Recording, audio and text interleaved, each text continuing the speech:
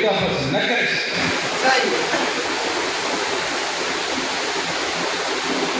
दोस्तन चयो तरीक़ा लॻी जी असांखे ख़बर न आहे सिपाह खे इलेक्शन कोप हूंदी आहे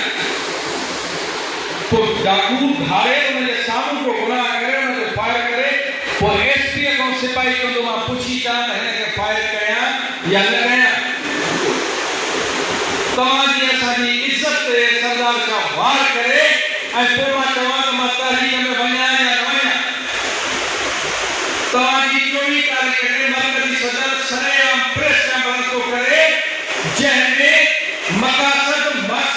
सब बयान थो करे जंहिंमें DSR तरफ़ जेके ट्रांसफर आहिनि हिनखे कंडेम कयो थो वञे हिनखे रिजेक्ट कयो थो वञे 2001 खां जेको साल अपॉइंटमेंट आहिनि उनजी सर्विस खे कम करण लाइ ऐलान कयो थो वञे उन सां गॾोगॾु सर्विस इंस्पेक्टर लाइ ऐलान कयो थो वञे उन सां गॾोगॾु असांजा मञियल मुतालबा उन जे लाइ जेको ऐलान कयो थो वञे सिंध जे अंदरि दर्जी किताबनि जी खोज आहे उन जे लाइ ऐलान थो कयो वञे सिंध जे अंदरि हल्दी जे स्कूलनि खे न आहे उहो ऐलान थो कयो वञे सिंध जे अंदरि स्कूल जूं बिल्डिंगूं नाकारा सबून हालत में उन जे दुरुस्ती करण जो ऐलान कयो थो वञे पर एजुकेशन डिपार्टमेंट जे अंदरि अॻे जेका बजट मिली आहे उन जे लाइ न्यूट्रल इदारे खां जेको इंक्वायरी करण जो ऐलान कयो थो वञे इहा बि दोस्तनि खे ख़बर न हुजे त पेट्रोल तारीख़ छोटी हलाए ऐं सम्झारो त पोइ थी सघे थो सॼो ॾींहुं जेको घर में रहे थो पोइ त घर जे मसइलनि जी ख़बर न हूंदी त मुंहिंजा साईं 24 तारीख़ अल ऐलान प्रेस कॉन्फ्रेंस में हीउ ऐलान कयो उन खां पोइ सोशल मीडिया आम मीडिया ऐं सोशल मीडिया ते मर्कज़ी काबीना जे मीटिंग जा फ़ैसिला रखिया विया जेका हर माण्हू पढ़े थो जेकॾहिं कंहिंखे को घटि वधि चए थो उन ते कमी जल्दी अची वञे थो पर इहा ख़बर न पई सघे त सिंध जे जनरल सेक्रेटरी मुख़्तलिफ़ सोशल मीडिया वारनि उहे असांजी पोस्ट हलाइनि त हिन तरह जो का तहरीक हलाई वञे छो थी ख़बर माना तव्हां दिलचस्पी आहे असांजी ऐं माज़रत सां चवां थो माज़रत सां मथां माइंड को दोस्त करे हिन ऐवान जे अंदरि जेके दोस्त आयल आहिनि काफ़ी दोस्तनि खे इंस्ट्रक्शन मिलनि त सुठो आहे ऐं इंस्ट्रक्शन मिलनि त ॻाल्हायो त तव्हांखे हीअ लफ़्ज़ ॻाल्हाइणा बिल्कुलु ॻाल्हायो तव्हांखे जवाबु ॾींदा पर तंज़ीम जे अंदरि ख़ुदा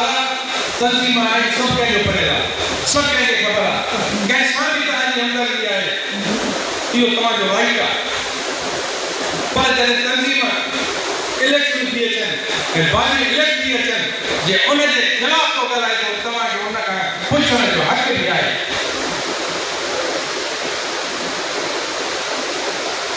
चलो अदा चंदो तव्हां तालुका जो कोन हो ज़िले जो कोन हो उन वक़्तु चंदो मर्कज़ जो हिसो वरितो वियो तालुका जे ज़िले असांखे ख़बर आहे असां पंहिंजा सिर्फ़ु जो का मर्कज़ जो हिसो ते जमा करायो ऐं जेको मर्कज़ जो राइट आहे जेको मर्कज़ जो ख़र्च आहे 3 साल जे अंदरि दोस्त मां खे चई आहे पंहिंजी अदा चंदो असां कोन था वठूं या चंदो मिले नथो छो नथो मिले छो नथो मिले तव्हां अहिड़े तरीक़े सां वर्कर कमीशन कयो जनरल बॉडी कयो तव्हां खां उस्ताद पंहिंजे दिलि जो आवाज़ ज़रूरु तव्हांखे ॿुधाईंदा पर जॾहिं तव्हां हुननि खे हुकुम कंदव तव्हांजे हुकुम खे लबे कोन कॾहिं तव्हां हुकुम वापसि न कंदा पर सबबु इहो आहे हुन सां राब्तो करे रखो या तालुके जे आम उस्ताद सां बि मर्कज़ खे राब्तो रखिणो आहे ज़िले जे आम उस्ताद सां बि मर्कज़ खे राब्तो रखिणो आहे त पोइ हे बाक़ी वेठियूं हटाए छॾे पीउ साहब चयो पोइ इहो त दोस्त ॿुधाए सिंध जे अंदरि कहिड़नि दोस्तनि जनरल बॉडी कयूं तालुकनि में कहिड़नि दोस्तनि ज़िले जी जनरल बॉडी कयूं मख़सूस ज़िला सिंध जे अंदरि आहिनि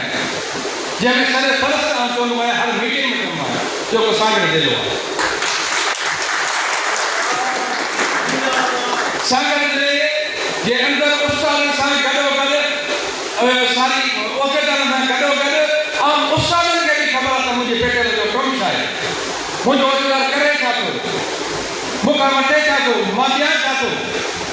उन्हनि खे ख़बर